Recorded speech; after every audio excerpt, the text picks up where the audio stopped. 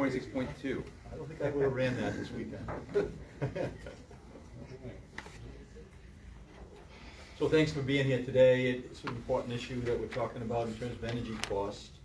And so I'm happy to be here with Commissioner Kern, the Department of Human Service, Director Brito, and for being here today and talk about these issues that are going to be discussed later today right at the Utility Commission. This fall, our goal has been to bring our state agencies together to find solutions and support Rhode Islanders in the face of high energy costs. Thanks for that collaboration. We have two updates today that we'd like to share. First, we're launching a new website, energysupport.ri.gov. energysupport.ri.gov.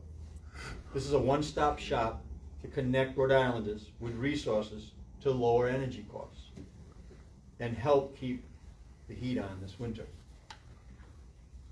The website has a simple, clear database of federal, state, and nonprofit energy assistance resources. Again, energysupport.ri.gov. Programs such as the Low Income Home Energy Assistant Program, the Good Neighbor Energy Fund, Keep the Heat On, the Free Home Energy Assessment Program, the Weatherization Assistant Program, and the Heating System Repair and Replacement Program. Finding assistance should be simple and straightforward. That's our goal with this one-stop shop website. I encourage Rhode Islanders to go online and check it out. energysupport.ri.gov. We want to simplify this as much as possible. When the weather gets cold and people need help, we want to make sure they have access to that help. Our second update on the energy front. I'm directing an additional $1.5 million in funding to provide electric relief for our most vulnerable Rhode Islanders, bringing the total relief we delivered to $5.3 million. This $5.3 million will help nearly 39,000 customers reduce their electric bills by about $73 in December and January. Now, under Rhode Island law, these specific funds can only be applied to help our most vulnerable ratepayers. We are also taking action to provide relief to all Rhode Islanders. I want to be very clear about that. And we've been making good progress. In August, I urged the PUC to distribute $32 million in settlement credits back to all electric ratepayers to help lower their bills. I'm glad to report that has been approved. I also requested that they do the same on the gas side for $17.5 million in credits back to ratepayers. This is currently pending before the PUC. I asked the PUC to defer the customer charge on all electric bills for 6 months. They recently approved this measure as well. On top of all this, I'll be introducing legislation the first week of the 2023 legislation session to suspend the state's 4% gross receipt tax on all electric bills through April 2023. As you recall, this is something that I requested back in May, and at the time we said that we wait and see where the rates are going. That'll be a 4% reduction on all electric bills for every customer in the state of Rhode Island, if approved. I want to remind Rhode Islanders that as part of the $265 million in tax relief included in my budget this year, over 115,000 are receiving $250 child credit rebates to help offset rising costs. These checks have already started going out, and people should be receiving them. We're fully committed to taking action at the local level to address rising costs nationwide.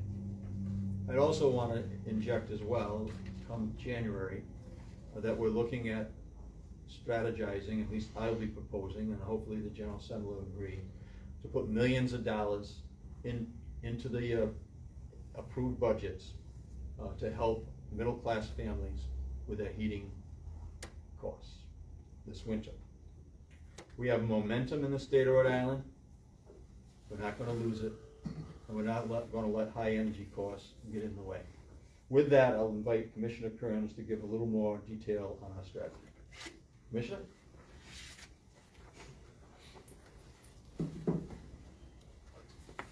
Thank you, Governor, for initiating this Energy Assistance Program Awareness website for constituents prior to the winter season beginning. I also want to extend a thank you to the Department of Human Services and the various energy supporting organizations here today. As the Governor mentioned today, we are exploring all available state and federal funding sources in relation to energy assistance to constituents for the winter season, and ensuring that we have a user-friendly website for constituents to access. The Governor, along with other New England governors, recently requested emergency supplemental increased low-income home energy assistance program, the acronym known as LIHEAP, funding to the federal government through the House and Senate Appropriations committees. OER will also be releasing the next RGGI drafted allocation plan, which will provide additional direct rate relief to low-income customers, while also maintaining our commitment in using the funds for renewable energy and energy efficiency efforts. There will be a 30-day public comment period, similar to what the Governor announced back in August, and our plan is to get the full $5.3 million to those constituents, roughly 39,000 to be reflected in their monthly utility bills in December and January. OER will request that Rhode Island Energy apply this additional funding as soon as possible to be reflected in the bills.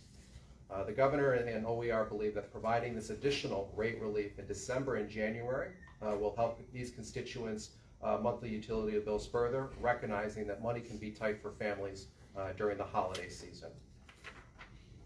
Just to give you an idea of the Governor's commitment with this funding and helping out constituents across the state, I'm just going to throw out some numbers in terms of the impact by municipality. Providence, over 9,000. Pawtucket, over 4,000. Cranston, over 3,000. Warwick, over 2,600. Woonsocket, over 2,400 people will benefit. East Providence, over 1,700 people. West Warwick, over 1,500 constituents. North Providence, over 1,300 constituents. Johnston, over 1,200 constituents. Central Falls, over 1,100 constituents. And Coventry, over 1,000. So there's a big impact on that funding that helps a lot of families across the state. What's the total? Just roughly 39,000 customers. OER also wants to highlight and encourage all homeowners and renters to explore scheduling a free home energy assessment that is available through the state energy efficiency programs that are managed by Rhode Island Energy and Rise Engineering. A qualified home energy assessment contractor will meet with a homeowner or apartment renter to evaluate the home and provide recommendations to improve the energy usage at the property, including any rebate incentives that may be available for those constituents to access. Thousands of households take advantage of this program every year. Please look at this program and others at energysupport.ri.gov. It is my pleasure now to introduce DHS Director Fred Sneesby.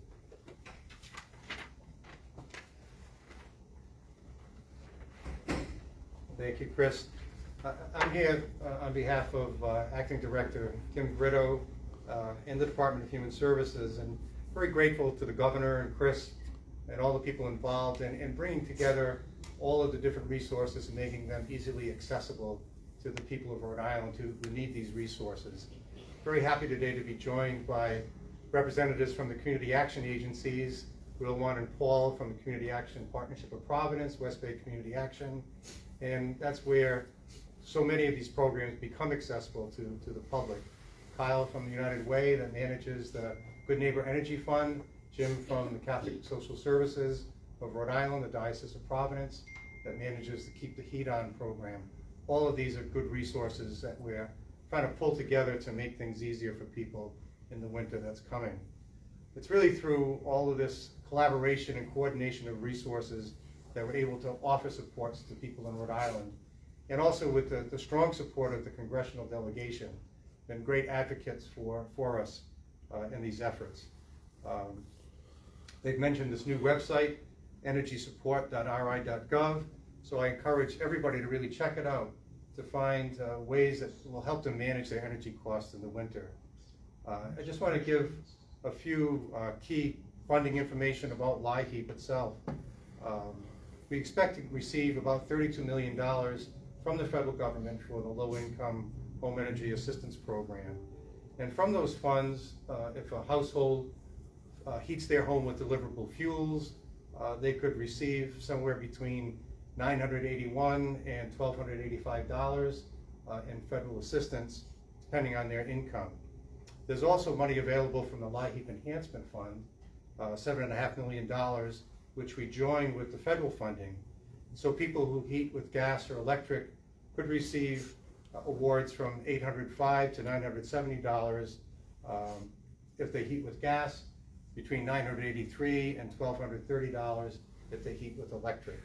So it's very important that people check out this resource, get the help that they need to help them manage their costs.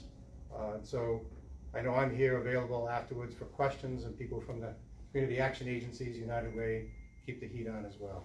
Thank you. So with that, we'll take some on-topic questions. I have about 3. Where does the $1.5 million come from? Chris.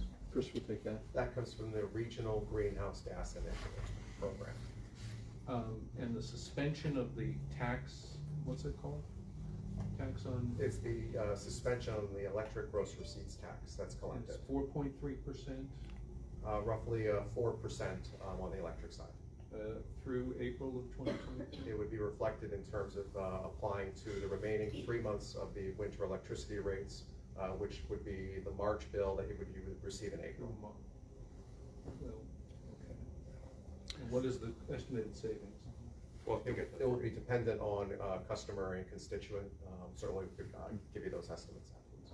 Can we ask you some off-topic questions? we'll do off-topic on this. Anybody else have on-topic?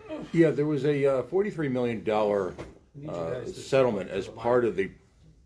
There was a $43 million settlement as part of the purchase between PP&L and National Grid that was going to be allocated towards arrears.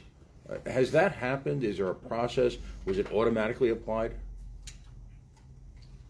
Yeah, my understanding that process is still underway in terms of having that reflected in terms of the billing cycles and those type of things, in addition to the settlement funds from the Attorney General's transfer of the utilities. Most of those savings would be reflected in constituents' bills, I believe, in November, December, and January time period.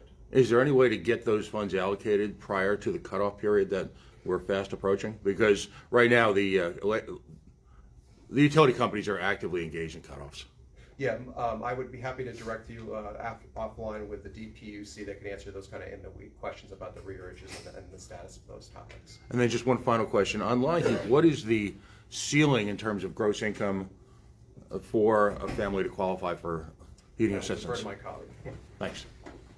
I'm not going to be able to give you all the That's fine. A household ballpark. figures, but say a household of 4, it's about $65,400. If they go above that, they would not qualify, but below that, they would. But actually, if you go to energysupport.ira.gov, it'll lead you to all the benefit matrices that we have, and you can see what people can receive with different household sizes. Thank you. All right, we'll do a couple off-topic. Thanks. Okay.